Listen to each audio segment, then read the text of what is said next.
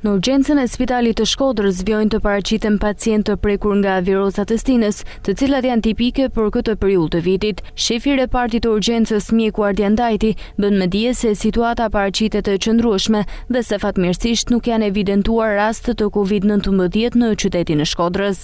Tash janë virozat e stinës, i kene kushtuar vëmendje virozave që lidhen me traktin respirator, të menu gjithmonë edhe një rikthim ose problematik që mund të rishfaqet me Covidin, por me gjithë testet që janë bën nuk rezultojnë problematike. Janë viroza tjera, traktit gastrointestinal ose që komplikojnë smundje tjera, traktet tjera.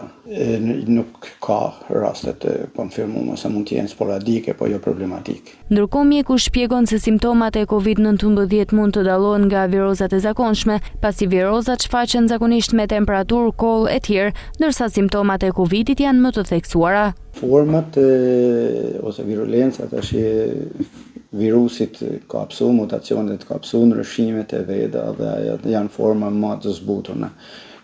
Ne përgjithsisht ato temperaturat zgjatuna, koll të zgjatura, sallëmja, gjoksit, ato testohen edhe bëjnë testin e Covidit për me konfirmu ose jo.